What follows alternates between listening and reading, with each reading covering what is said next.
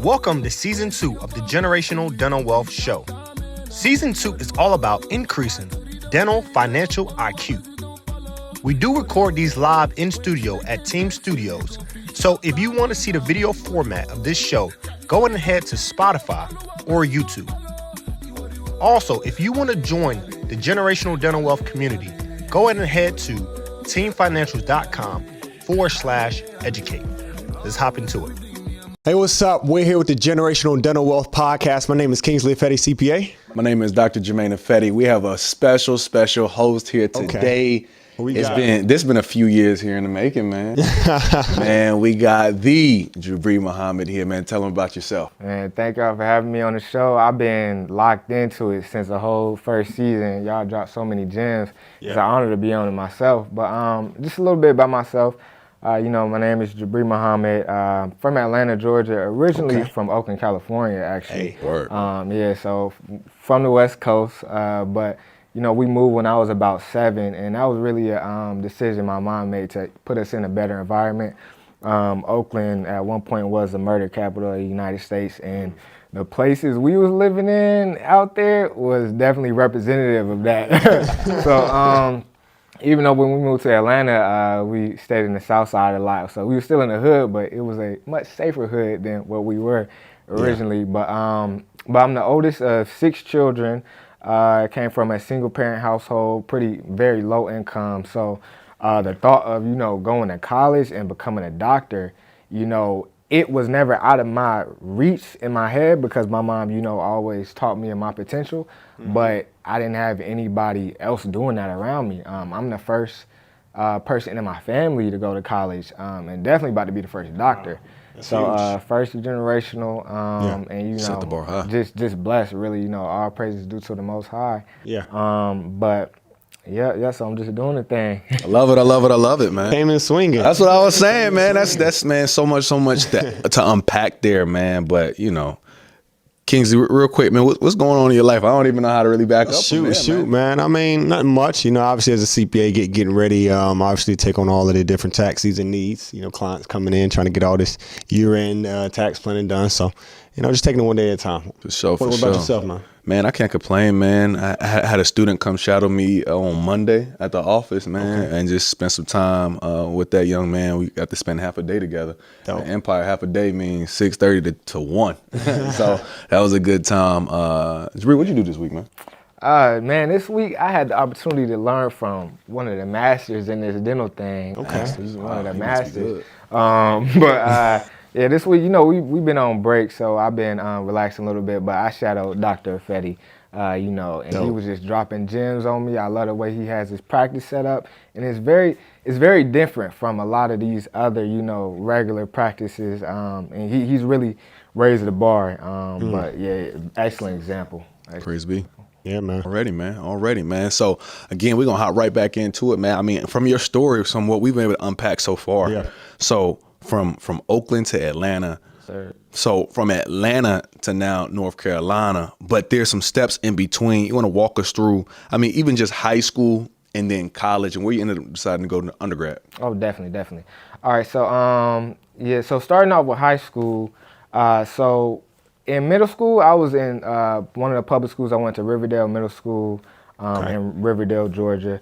But then when it came to high school, that's one thing my mom really prioritized was our education. So she knew, even though she didn't know anything about college or how to set us up for that type of stuff, she knew she wanted to get us in a good school. So she put me into a very, very small private school in College Park, Georgia called Blackstone Academy. And a lot of people, when they hear oh, you went to an academy? Oh, you must have came for money. I'm like, dude, we was on food stamps when I went to high school. And the only reason I was able to go to that academy is because we were able to get food stamps. And then we had a little extra money to, go towards the education. So when I tell you, my mom put that education first. And I thank God she did, because now I'm in the position where I am now. But went to that small school, and, you know, they really prepared me as far as, you know, taking care of business and getting those college apps in and everything. So much to the point where I applied for a scholarship called the Gates Millennium Scholarship. And honestly, I didn't think I had it in me, but one of my teachers, she was like, no, you got a great story of overcoming adversity and this and that. And she was like, you gotta apply. So I'm like, man, this thing's like, I think it was like 8 essays I had to write. Yeah. I'm like, and she made me do it, and I got it. And it allowed me to go to any university in the country, all expenses paid, like full ride, tuition, books, fees, all of that, housing, everything. So by the time I got the scholarship, I'm like, okay, now I'm looking at colleges a little different, because at first I was like, all right, we got to look at who's giving me the most financial aid, because I know anything dealing with school, I'm covering myself. It's no help from the family. If anything, I'm sending help back to the family.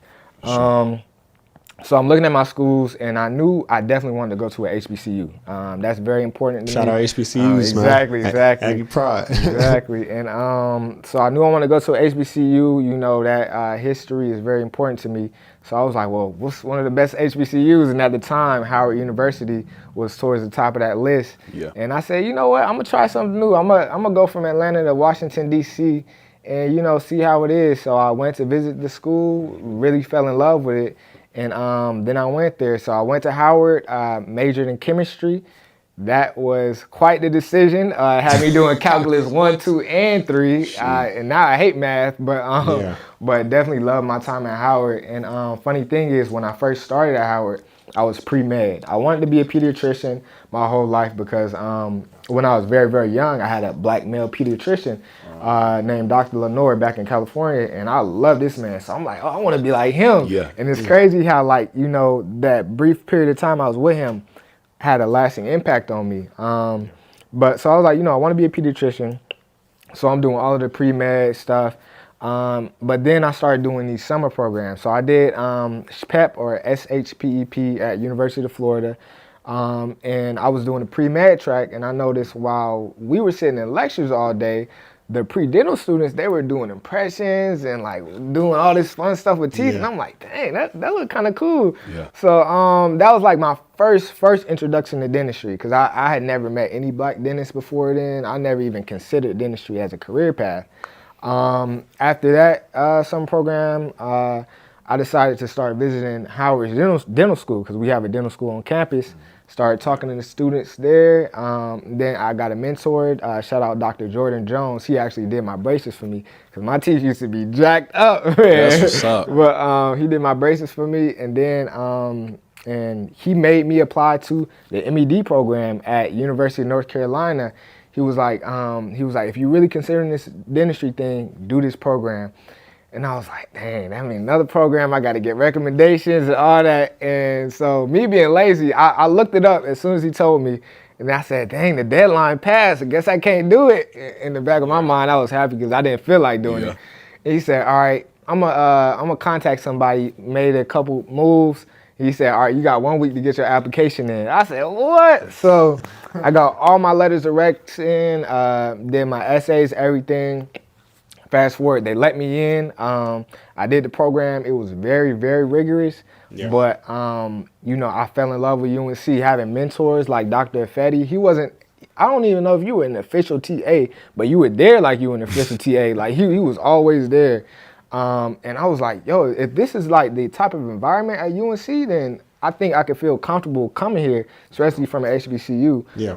And then that's what really made me, that was one of the big reasons I chose UNC. So I know that was a long spiel, but you know, that was that's my path to dentistry. That's real good, man. I mean, there's so many parts in which I want to go back step by step and just digest. I mean, the first thing that really sticks out to me was, I mean, your mother's forethought to know that if I want my children to turn out different from the environment, I got to change the environment. Exactly. And the reason that resonates with me so personally is because that's exactly what my parents did. The middle school that we ended up going to, especially when I was in 5th grade, and I went with my younger brother Jonathan, we went there for 1 week until my mom decided, nah, we can't go to no neighborhood schools, because when you're in the neighborhood, different things happen, right? Especially the environments that some of us grow up in. So we ended up moving to a whole different middle school that was downtown Charlotte. And same thing happened in high school. Never went to the neighborhood high school. Ended up switching to a different middle school. So it's like sometimes your parents see things before they happen, and it's like you want to push back on it because like I want to be with my friends, but it's just like sometimes it's always good to have somebody who's looking ahead and somebody who wants more from you than you actually want from yourself in that particular moment. And that kind of theme is like redundant in your story. Yeah. Somebody believed in you for the Melinda Gates Scholarship and had you apply for it, even though you didn't necessarily want to apply for it. Yeah. And now you're in a completely different financial position coming from a student debt perspective. And then you talking about getting in again. Now you're an undergrad and someone now is believing you again, saying, yo, go ahead and put this application in for MED. They believe in you. So, and again, we always stress mentorship so much because it's so important for there to be some type of person who can look a little bit ahead for you and can help you map out those next steps. So I'm just glad you have great people in your lives. And I'm glad you're able to come on this show here today, because there's a lot of people that's going to resonate with your particular background that can now look up to you and be able to say, you know, that's what I want to do. That's what I want to become. So I appreciate that, man. That's love. King, what you got? No, exactly. I mean, the biggest thing that stuck out to me just in that brief stint, man, is I heard the word generational. Every time I hear that word, it kind of piques my interest. You know, you saying that you're the first person of your generation to be able to go to school. And, you know, when you set the bar there, you know what I mean? Now the goal became the standard. Yes, sir. You know what I mean? And when you maybe to make a goal a standard, everybody wants to rise to that standard, man. So, man, I just love the fact that, you know, it's a generational a hurdle that you crossed over, and now everybody after you, man, should be much easier, man. I'm glad you touched on that, Kingsley, because like when people hear generational dental wealth, we think first thing people think of money. Right? Exactly. My income's gonna grow. But to be honest, I mean, your mother set y'all up for a whole different trajectory. For you not even to be the first college graduate, but the first doctor. I mean, whoever come next, God bless, because you stepping on a high step, you know. But the good thing is you're going to be there to help make that happen. So when we talk about generational dental wealth for everybody out there, it doesn't matter where you come from or what your background is. The goal is, how do you make things a little bit easier, a little bit better for the next generation? If that is income-wise, then do it income-wise. It could be simply mentorship. It can just be pouring into the next group to make sure they turn out a little bit better than you. And that's what we pick up next, man. So you get into UNC. Actually, let's pick up from where the application process, man. Where did you interview at? Where did you apply to? What other decisions did you go down? I like looking at alternative endings in movies, because I was like, what could the other alternative ending be? Yeah. So you give us a little bit of spill of how that process was. So as far as applying to schools, I think the schools I was looking at were University of Florida, Meharry, Howard, UNC, and Dental College of Georgia. Okay. So kind of early on, I ended up pulling my application from University of Florida just because I kind of wasn't feeling the school as much, talking to some people who were there. But, you know, shout out to UAB, they have a great program. I just didn't feel it was the best for me. So I ended up applying to Meharry, Howard, Dental College of Georgia, and UNC. Also University of Maryland too. So I applied to 5 schools, ended up interviewing at Howard, Meharry, UNC, and Georgia. And then I ended up getting into all 4 of those, but then later down the line, Maryland, they ended up offering me an interview, but they offered me an interview kind of late in the game. I had already got accepted at all of the other schools, so I'm like, I'm not feeling it. And honestly, I would have took the interview, but when I went to visit their campus and talk to some people there, it didn't feel like a great fit for me. So I was left looking at those 4 schools. I'm like, okay, I got into these 4 schools. Now I gotta start putting together my criteria of, you know, what I'm looking for in the school. And, you know, finances was a big thing. Having an environment where I feel comfortable, where I could be myself, was a huge thing. You know, just the reputation of the program as well. You know, wanted to go to one that had a good reputation, kind of newer technology and cutting edge of science and things like that. And UNC honestly checked all of those boxes for me. I did end up getting a partial scholarship to UNC as well, and they were kind of on top of everything. And doing the MED program just made me feel so comfortable. I'm like, if I could have an environment like this, I know I can flourish. And that really came from those minority TAs like Jermaine. Shout out to my old roommate, Dr. Tavian Simmons, doing his oral surgery at Indiana. But just like all of those people, Dr. Rainer Ransom, like just really helping me and give me that sense of community. So I ended up choosing UNC. Yes, That sense of community is huge. And it sounds like, even from your story, it sounds like you didn't take any gap year. You rolled right into the program, correct? Yes, sir. So yeah. how was that transition? Do you suggest if you can do that, or what's kind of your take on that? How did that kind of fold into your story? So personally, in the beginning, I was like, I don't know if I want to go straight in. I kind of want to take a break. I'm a little tired of school. Yeah. But that was just a little laziness in me speaking. But I will say sometimes gap years are appropriate. So I'm not putting down gap years at all, but for me, I didn't feel like it was the right thing for me to do. So I said, let me at least put in all my effort to applying to all of these schools. Yeah. And, if it goes well, I get in. If not, I'll take a gap year, get my stuff back together. Now, as far as going straight in, I don't regret it at all, just because now I'm at the end of the finish line. So, had I taken that gap year or two, I would be a third year or a second year. And I'm ready to get up out of here. I'm ready to get out.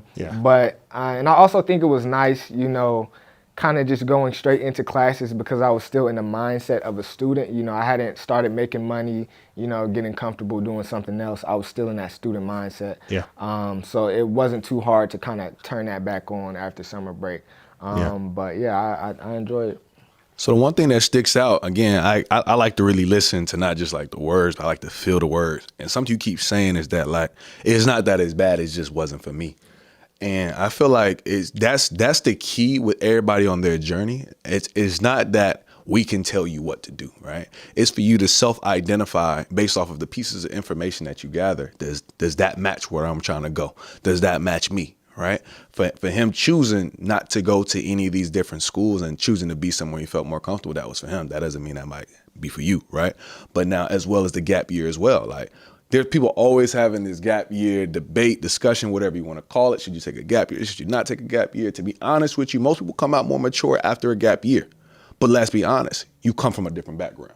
So you've been going through that maturation process far before you needed a gap year. But again, that's you. That's not everybody. For myself personally, I took 2 gap years, if you would call them gap years, and I got my MBA during that time at East Carolina. I call it a gap year. Most people don't call it a gap year, but that's for me, right? So for Kingsley, what did you end up doing? Roll right into the master's program. I said, I'm not waiting. Part of that was because I was on football scholarship, was trying to milk it for as much as I could get, Yeah, man. Maximize it as much as you can. So, that's what I like to process again. Figure out, based off of these stories and these pieces of information, which part matches you. Take what you need and pass what you don't need to the next person. Hopefully that can help benefit them a little bit. So now you've been accepted into UNC and you start at UNC. How was your experience? How was those? It's been 3.5 years now. How have them 3.5 years been as we come to the finish line? So I would definitely say it's been enjoyable. It's been trying. It's been a challenge. It's been fulfilling. It's so many emotions that go into dental school, but at the end of the day, I just know I would definitely make the same decision if I could go back and do it all over again. Like I would definitely choose dental school. I really love the profession. Dental school can really put you through the ringer. It's a lot of unnecessary stuff you gotta deal with. A lot of times stuff just isn't fair or isn't right. But I mean, I think that's dental school in general. But I've learned a lot. I've made so many connections, met so many great people. And I really enjoyed my time. And like I said, it's really a fulfilling career. I love just seeing the smile on patients' faces when something goes right, or I just delivered that denture, or I extracted a tooth, and they're like, wow, like I've never had a dentist treat me so, with so much care, or, you really helped me with my anxiety. Usually I'm not this calm. So just like getting messages like that, you're like, I'm really going into a profession that I will be happy to go into work every day. It's not like you're just going into a job to just get a paycheck, but you're fulfilling a purpose, so I'm enjoying it. Awesome. That's a major key, just because, I mean, even when we were at the office on Monday and just being able to see certain patients and be able to see different situations. And, again, you go through dental school and you learn the dentistry, but there's so many soft people skills. And that's the reason they say, like, when you graduate, you're good enough to be safe, but you're not great. And I'm glad you're already starting to pick up on a lot of those soft skills that separate you from being, a D4 and you being a full-fledged dentist. Those soft skills and just understanding, when somebody does appreciate you, when somebody does have anxiety they're dealing with, and understanding how to maneuver around those situations. I always say the only difference between a novice and an expert is that an expert knows how to deal with bad results and unforeseen results. That's the only difference. Awesome, man. Well, I can imagine, dental school, even though I haven't been through it myself, it's definitely challenging. And I just want to kind of pick on a little bit of those challenges. Do you mind sharing maybe some of the hardships that have even made you better, and some hardships that kind of change your perspective while going through the process of being in dental school? Definitely. So I feel like one of the biggest things dental school has taught me is sometimes no matter how much you prepare, how hard you study for something, how many people you talk to before a procedure, sometimes things just don't go as planned, sometimes things are just completely out of your control. And a lot of times you can't let that affect your mental. For instance, one time I was working with the faculty, everything seemed great. And I end up getting to the end of the appointment, and the next day I see I had a critical error on my on one of my evaluations. And I was completely surprised because it seemed like everything was great. My patient was great and everything. And it turned out she didn't like the sequence in which I had done things. I had done one portion of the procedure and then started the second portion instead of calling her to check the first portion, which I've done many times with other faculty. Other faculty prefer it, actually. But she didn't prefer it that way. So, for a minute, it had kind of torn me up because I'm like, I try my best to, deliver the best care to patients, be respectful, follow instructions. And I'm like, she just gave me a critical error. Like that's terrible. I'm like, dang, this is bad. But, my faculty over our office, he was talking to me. He knows the type of student I am. He's like, don't sweat it, just make sure you have better communication with the faculty. But there are a lot of situations like that where you'll start to feel bad about yourself, thinking, oh, it's something I did, or, start stressing yourself out so much. When a lot of times you might just be put with a faculty who's having a bad day, or, you scheduled to deliver a crown on a certain day and the lab didn't fabricate it in time. So now you're left sitting with the patient explaining to them, I'm sorry, I know we were going to deliver this crown right before our break, but now you have to wait an entire another month before you get this crown. And there are just so many situations. Like, we could sit here all day talking about them, but a tip I would give to any dental student is you have to put on that armor so you don't let those small situations really affect your mental health. Because at the end of the day, if your mental health isn't good in dental school, then everything else is going to fall apart. And if you're like really torn up over things that are out of your control, it's just not going to be good for you. So you kind of have to go in with the mindset that, you can only do so much. And once you've done as much as you can, it's kind of out of your hands, you know? And you just have to be comfortable with knowing that. And whatever happens, and just adjust and move forward and make progress. Yeah. Man, that's so deep, man. I've always said if I could add a course to dental school, non-financially related, it would be a critical conversations course. Because everything you just said is what we deal with on the outside with our patients. You don't necessarily always get to choose your patients the same way you don't always get to choose your faculty, right? So instead of certain situations coming and happening and we just saying, well, that person didn't really like me too much.